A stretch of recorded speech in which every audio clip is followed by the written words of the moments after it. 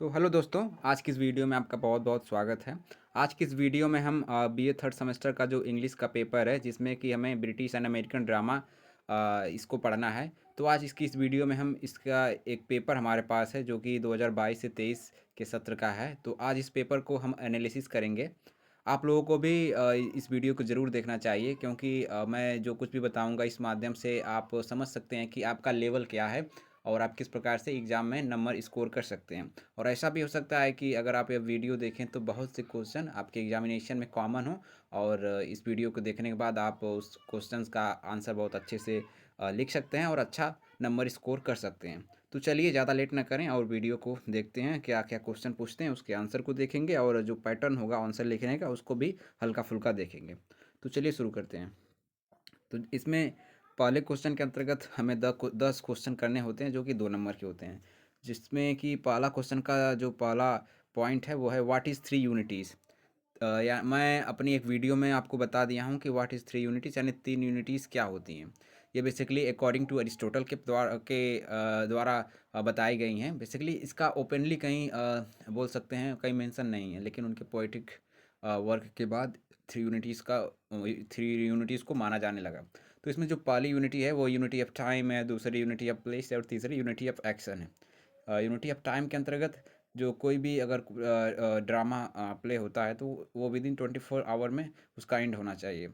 और जो unity of place है इसके अंतर्गत जो कोई भी ड्रामा प्ले होता है वो एक ही प्लेस पे होना चाहिए। ये नहीं कि आज लंदन है तो कल यूएस का कोई शहर हो, इस प्रकार से नहीं होना चाहिए। एक ही पर्टिकुलर सिटी में होना चाहिए, क्योंकि जो ये ड्रामा प्ले होते हैं करीब 2 से 3 से या 4 घंटे जो भी होते हैं, तो इतने टाइम इतना पॉसिबल नहीं है कि कोई एक शहर से दूसरे शहर पहुंच जाए। तो इस प्रकार से अच्छा एक प्रकार से इम्पैक्ट नहीं बनता है कोई ड्रामा का। और जो तीसरा है यूनिटी ऑफ एक्शन, ये भी एक प्रकार से बहुत इंपॉर्टेंट पॉइंट है। इसके द्वारा अगर मान लीजिए आज प्ले में शुरू शुरू में दिखा रहा है ठंडी का मौसम है, तो कुछ ही टाइम के बाद उसमें ऐसा मौसम नहीं दिखा देना चाहिए कि एकदम बहुत तिलमिलाती गर्मी हो। यानी हर चीज़ का कोऑर्डिनेशन होना चाहिए। तो ये 3 यूनिटीज़ हैं। उम्मीद करता हूँ आपको ये क्वेश्चन भली भांति समझ में आया होगा। अब देखते हैं डिफाइन स्पूनरिज्म। यानी स्पूनरिज्म क्या है, इसको समझते हैं। बेसिकली स्पूनरिज्म मतलब होता है अगर कोई भी राइटर हो गया या कोई भी प्रोटैगनिस्ट हो गया, कोई भी कैरेक्टर हो गया, अगर कोई अपनी स्टेटमेंट को रखता है और इतना तेज़ रखता है, इतनी तेज़ गति से वो बात करता है या अपनी बातों को रखता है कि वो वर्ड्स पे ध्यान नहीं देता है और उसको कुछ और बोलना रहता है, बोल देता है कुछ और, तो उसे ही हम स्पूनरिज्म कहते हैं। यानी when the any person will try to speak something, but because of the fast movement he said any other thing, so that will be called spoonerism, यानी that term will call spoonerism। बहुत बार हम लोग भी देखते हैं कि हमें भी कुछ बोलना या बताना रहता है तो कुछ की जगह कुछ और बोल देते हैं, तो उसको ही हम स्पूनरिज्म कहते हैं। यानी कुछ की जगह कुछ और बोल देना तेज गति के कारण, उसको ही स्पूनरिज्म कहेंगे। तो अब इसके अंतर्गत अगला क्वेश्चन देखते हैं।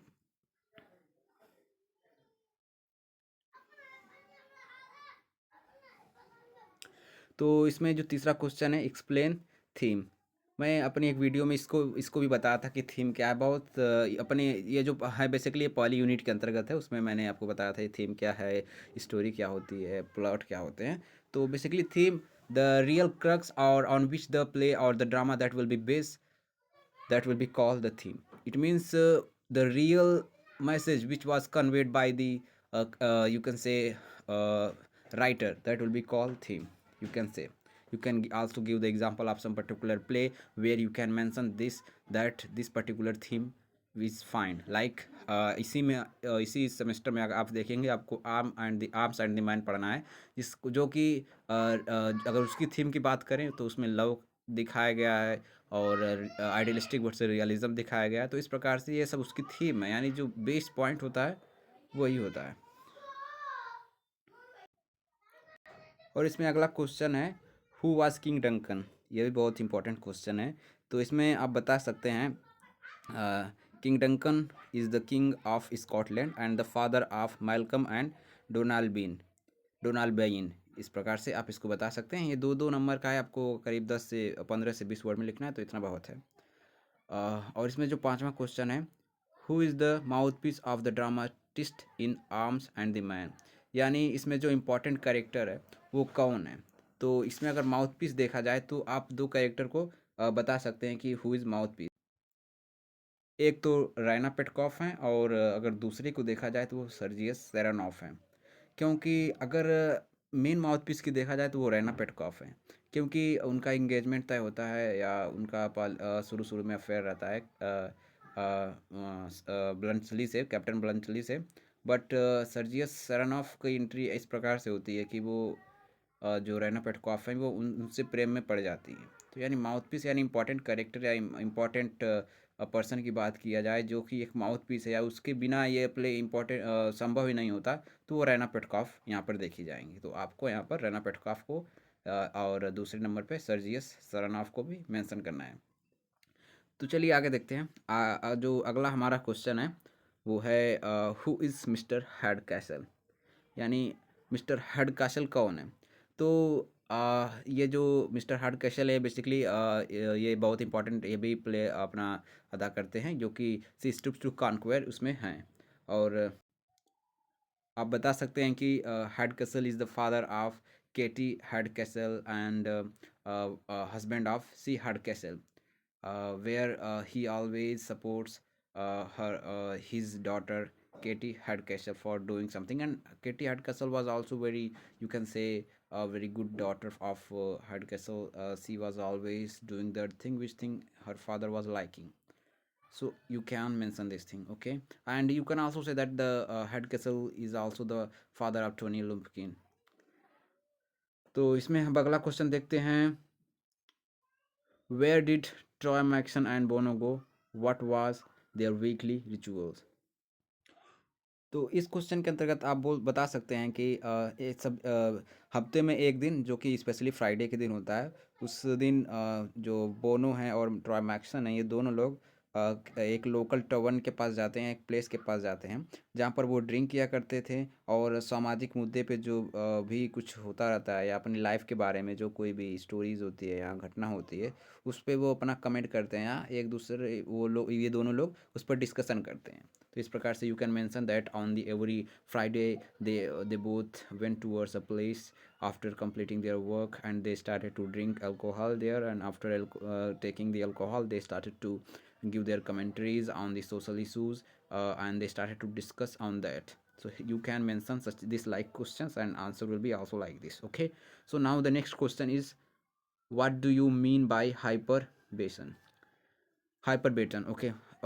In my earlier video I had also talked about the hyperbaton. Hyperbaton means where you are just giving the presentation of some particular sentence by in which mode by which the you can say the attention of reader is going through on the directly, like अगर मान लीजिए कोई writer कुछ लिख रहा है, अब वो अपने सेंटेंस में इस प्रकार से फेरबदल करे कि जो रीडर्स होते हैं वो उसको देखें तो आश्चर्य खाएं या उस पर अपना ध्यान दें कि हाँ यार इस सेंटेंस को तो सिंपली ऐसा लिखा जाता है तो उसको इस प्रकार से क्यों लिखा है। यानी अटेंशन गेन करने के लिए जो राइटर होते हैं वो हाइपरबेशन का यूज़ करते हैं। एग्जाम्पल पे के तौर पे अगर हम सिंपल सेंटेंस देखें तो होता है सी is beautiful.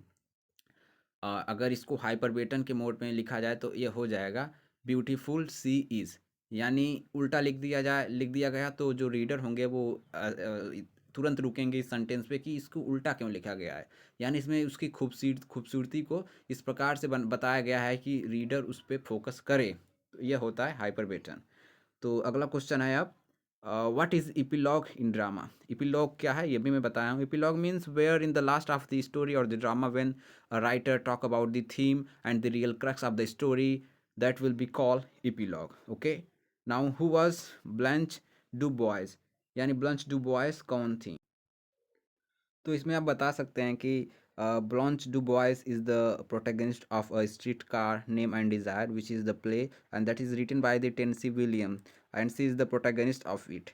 Here you can also mention that she is very iconic and complex character here, and here in this play it has been she has been shown as a very, you can say, intentionally emotional character, and her status has been broke down by the many issues.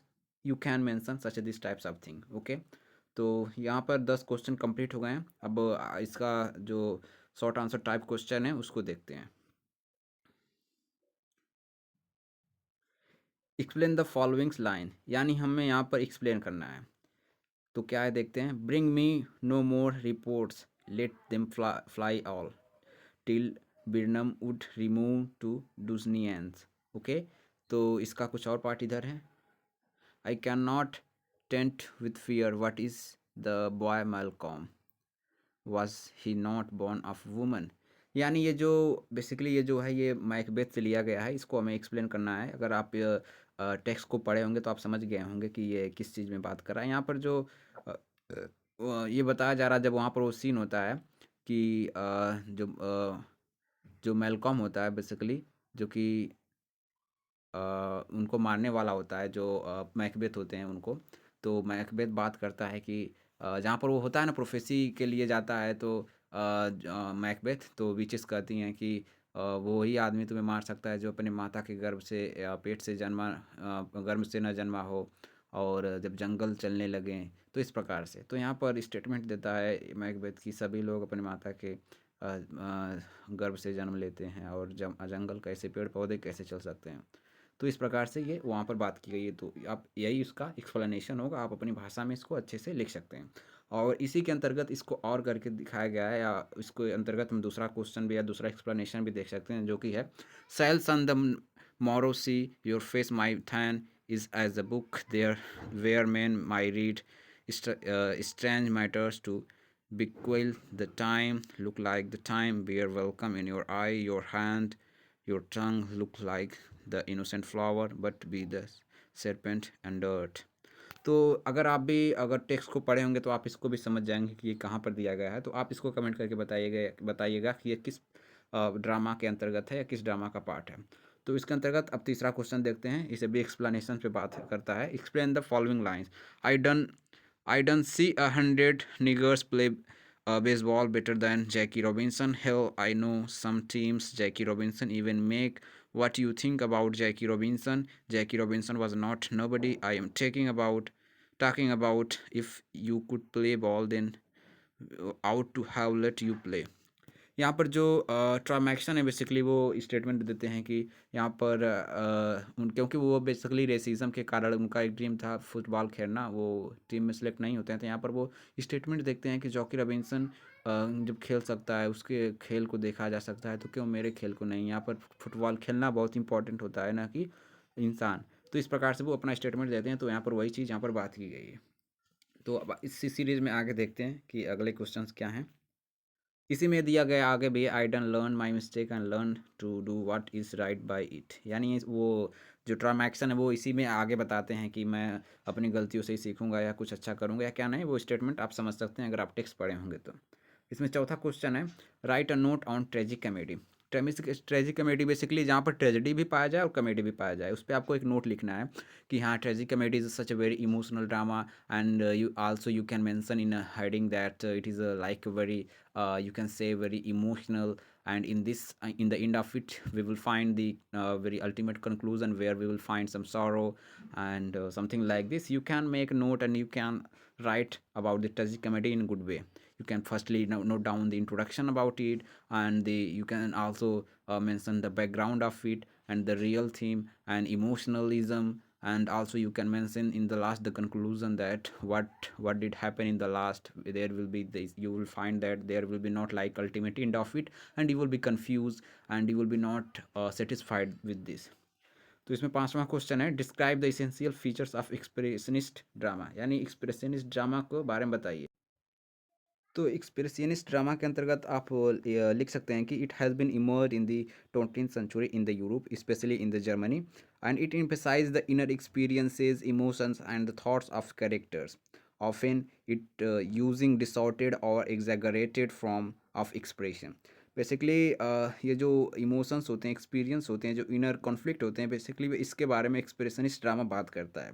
अगर इसकी की feature को आप देखेंगे तो इसमें जो subjective reality पाई जाती हैं, जिसमें कि फोकस किया जाता है इनर वर्ल्ड के कैरेक्टर के बारे में, जो इसके इनर इमोशंस होते हैं, ब्लरिंग के बारे में, line between reality and fantasy, यानी जो इम्पोर्टेंट या जो सच्चाई होती है उसके बारे में। और इसमें इमोशंस के ऊपर ज़्यादा जोर दिया जाता है। ये एंटी नेचुरलिज्म होते हैं। तो इस प्रकार से आप हेडिंग डाल के इसके की फीचर को भी मेंशन कर सकते हैं हेडिंग बाय हेडिंग, और अच्छा नंबर स्कोर कर सकते हैं। यानी इसमें इमोशंस एंड और एंटी नेचुरलिज्म और बेसिकली एक्सपीरियंस जो किया जाता है किसी कैरेक्टर के द्वारा, उसके द्वारा बताया जाता है। अब इसमें हम अगला क्वेश्चन देखते हैं, डिस्कस ड्रामा ऑफ आइडियाज़। तो देखते हैं ड्रामा ऑफ आइडियाज़ क्या होता है। तो इसमें हम बता सकते हैं, drama of ideas is type of play that prioritise the exploration and debate of intellectual concepts, philosophical principles and social issues over characters development, plot and emotional drama. यानी जो इंटेलेक्चुअल कॉन्सेप्ट होता है उस पर ये जो ड्रामा ऑफ आइडियाज बेस करता है। यानी मान लीजिए कोई सिद्धांत है, उस पर कोई करेक्ट राइटर उस पर अपना जो इंटरप्रिटेशन है उसको दे दें, तो इस प्रकार के थॉट को हम ड्रामा ऑफ आइडियाज़ कहते हैं। यानी किसी के विचारों पे आपके क्या विचार है, वो फिलोसफिकल भी हो सकता है या किसी सोशल इश्यूज पे भी हो सकता है, तो उसको हम ड्रामा ऑफ आइडियाज़ कह सकते हैं।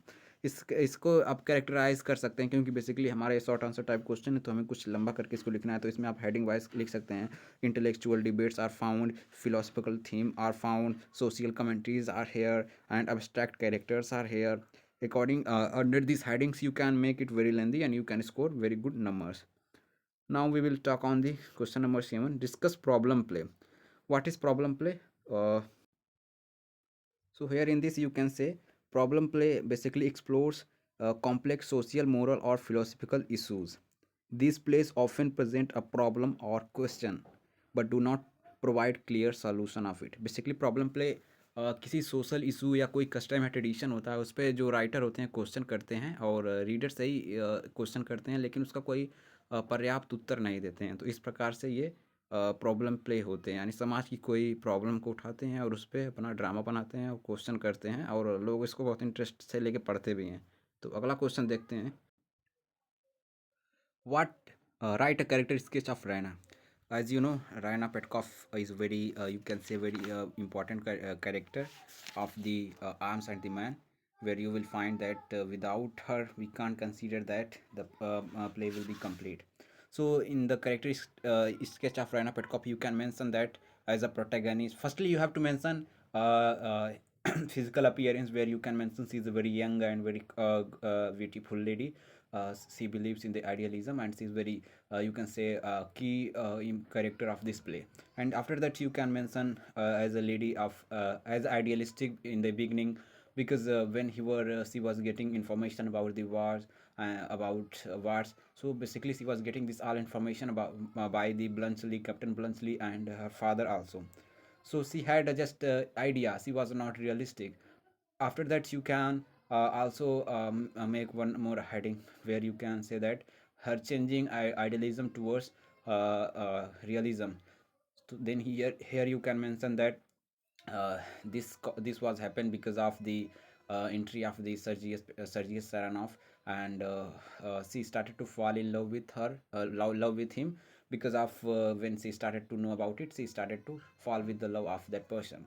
So you can make notes like this, and in last you can also say that she started to love towards the Sergei Saranov. So by this you can make very pretty headings and you can score very good numbers. तो इसके अंतर्गत आप right note on poetic drama इसको भी देख सकते हैं, इसको छोड़कर जो 8वां क्वेश्चन है कैरेक्टरिस्टिक्स ऑफ रहना। तो पोएटिक ड्रामा अगर देखें तो पोएटिक ड्रामा मतलब जहाँ पर कम्बिनेशन होता है पोएट्रिक वे में, जिसके द्वारा ड्रामा को एक्सप्रेस किया जाता है, जहाँ पर स्पेशल रिदम का प्रयोग होता है, और बोल सकते हैं कि एक इमेजरी या सिंबलिज्म टाइप या लैंग्वेज पे ज़्यादा फोकस किया जाता है, जिसके माध्यम से कोई ड्रामा को प्ले किया जाता है। तो वो एक प्रकार से पोएटिक ड्रामा हो सकता है। अब इसमें 9वां क्वेश्चन देखते हैं, right a character sketch of lady Macbeth, जो कि बहुत इंपॉर्टेंट है। लेडी मैकबेथ को आप देख लीजिएगा, क्योंकि हर एग्जाम में लेडी मैकबेथ का कैरेक्टर स्केच पूछा जाता है। तो इसमें हम लेडी मैकबेथ का ही क्वेश्चन देखेंगे, इसका देखेंगे, इसके और वाले का नहीं देखेंगे। वो भी बहुत इंपॉर्टेंट है, लेकिन हमारे पास ज़्यादा टाइम नहीं है और वीडियो भी बहुत लंबी हो जा रही है, तो लेडी मैकबेथ का ही कैरेक्टर स्केच देखेंगे। तो लेडी मैकबेथ का फर्स्टली आपको इंट्रोडक्शन लिखना है कि ये बेसिकली ये प्ले में इनका इंपॉर्टेंस क्या है और प्ले कहना क्या चाहता है। उसके बाद आप इनके अपीयरेंस के बारे में देखेंगे कि इनका रंग रूप क्या है, और कौन सा रोल ये अदा करती हैं.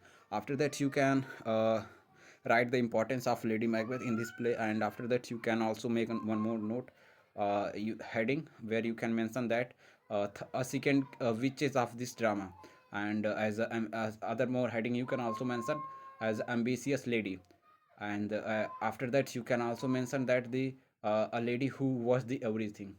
इट मीन्स जो कुछ भी होता है बेसिकली वो सब कुछ होता है किसके कारण, लेडी मैकबेथ की लालच के कारण. तो इस प्रकार से आप इनको इस प्रकार से दिखा सकते हैं कि ये बहुत ही गिरी हुई औरत हैं, या एक दूसरी जो चुड़ैल होती है इसकी उपाधि इनको दी गई है, क्योंकि वो तो जो चुड़ैल होती है, जो विचेज होती हैं, वो तो बस प्रोफेसी करती हैं, लेकिन यही जो मेन पर्सन है जो प्रिवोक करती हैं अपने पति मैकबेथ को किंग डंकन को मारने के लिए और राज्य को हासिल करने के लिए. तो इस प्रकार से आप इनको इस क्वेश्चन को आप सॉर्ट आउट कर सकते हैं. तो अब सेक्शन सी देखते हैं. सेक्शन सी में है इसमें सिर्फ 2 ही क्वेश्चन हमें देखना है, जिसमें कि आप देख सकते हैं विच character do you feel is most realistic in fences critically examine. इसमें भी आप अगर जो करेक्टर को आप किस करेक्टर को आप ज़्यादा रियलिस्टिक फील कर सकते हैं, तो इसमें ट्रॉय मैक्सन है, क्योंकि ऐसा हमारी सोसाइटी में देखा जाता है कि जो जिसके पास टैलेंट होता है फिर भी उसके सोशल स्टेटस और उसके रंग रूप को देखकर लोग उसे इग्नोर करते हैं और उसे वो अवसर नहीं देते हैं जिसके द्वारा वो सिद्ध कर सके कि हाँ उसके पास भी टैलेंट है. तो इस प्रकार से आप उनको दिखा सकते हैं. इसमें आप बता सकते हैं कि he did not get succeed because of his colour and it was the racism, and by this you can also make a very lengthy headings and you can make proper answers there, and you can critically examine this all by the heading wise. Okay. इसमें grammar question भी अगर आप देखेंगे तो discuss the theme of All My Sons, then here you can also see that it was the theme where you will find that it was based on the love, it was idealism versus realistic, it was based on the war face. So by this you can make very lengthy, you can also give the proper answer of this. अगर इसके बाद अब theatre of absurd का देखें तो basically theatre of absurd ये rejection of traditional drama, या जो ट्रेडिशनल ड्रामा जो चले आ रहे थे उन सबको रिजेक्ट करता है, और ये एंटी रियलिज्म होता है. It means play of and reject realistic perspective of life instead opting for fantastical surreal और ड्रामेटिकल सिनारियो, यानी अब्जर्ड चीज़ों का प्रयोग होता है जो कि रियलिज्म को रिजेक्ट करता है. इस प्रकार से आप इसको भी लिख सकते हैं, और इसमें एग्जिस्टेंशियल थीम होती है, यानी जो थीम एक्सपीरियंस की जाती है, जो कि एक प्रकार से मीनिंगलेस ऑफ लाइफ हो सकती है, एक प्रकार से द अब्जर्डिटी ऑफ ह्यूमन एग्जिस्टेंस, या एक प्रकार से अभद्रता को दिखाया जाता है, जो कि ना ही किसी ह्यूमैनिटी पे बेस होता है, ना ही किसी चीज़ पे बेस होता है, जो एक प्रकार से बहुत ही बेकार चीज़ होता है. बेकार टाइप के ड्रामा को आप समझ ही नहीं पाएंगे कि क्या क्या था, क्या थीम क्या है, क्या कैरेक्टर क्या है. तो इस प्रकार से आप इसमें what is theatre of absurd, इसमें आप लिख सकते हैं. इसमें एक 12वां क्वेश्चन है, critically examine the plot of arms and the man. जो प्लॉट है आर्म एंड द मैन, उसको क्रिटिकली एग्जामिन कीजिए, यानी उसका लैंग्वेज क्या है, उसका स्ट्रक्चर क्या है, बैकग्राउंड क्या है, और रियल थीम क्या है, और उसका जो क्रक्स क्या है. इस प्रकार से आप हेडिंग वाइज डालकर आप उसका आंसर लिख सकते हैं. तो एक लास्ट क्वेश्चन ये भी देख लेते हैं, who is the protagonist of Fences, इसके is the character of the protagonist of Fences. जैसा कि फेंसेस में बताया हम, जो उनके मुख्य पात्र हैं वो है ट्रॉय मैक्सन, और उनका कैरेक्टर स्केच भी अगर आप लिखेंगे तो हाँ लिख सकते हैं कि फर्स्टली आप इंट्रोडक्शन उनका देंगे, उस प्ले का इंट्रोडक्शन देंगे उसका, और उसके बाद फिजिकल अपीयरेंस क्या है ट्रॉय मैक्सन का वो बताएंगे. उसके बाद जो उनकी इनर कॉन्फ्लिक्ट होते हैं वो, और जो सोशल इश्यूज़ होते हैं वो दिखाएंगे, किस प्रकार से वो स्ट्रगल करते हैं वो दिखाएंगे, उनके डिप्रेशन को दिखाएंगे, but still he was doing work for getting money by which he can feed his family, ये सब आप दिखाएंगे. तो इस प्रकार से आप यहाँ पर उनके करेक्टर स्केच को आप प्रदर्शित कर सकते हैं हेडिंग वाइज. ओके. तो उम्मीद करता हूँ आपको ये वीडियो बहुत अच्छी लगी होगी. ज़रूर कुछ ना कुछ आपका हेल्प इससे हुआ होगा. तो अगर आपको कहीं कुछ समझ ना आया हो बताइएगा, अगर मेरी गलती कहीं हुई हो तो उसके लिए भी मैं माफ़ी चाहता हूँ, लेकिन कमेंट बताइएगा कि हाँ मैं यहाँ पर गलती किया हूँ. तो दोस्तों एक प्रकार से छोटी सी मदद थी आपके लिए. अगर आप एग्ज़ाम देने जा रहे हैं तो ज़रूर इस वीडियो को देखें, ताकि आपका बेसिक थोड़ा तैयार हो और आप थोड़ा कॉन्फिडेंस फील करें. धन्यवाद. मिलते हैं किसी और वीडियो में.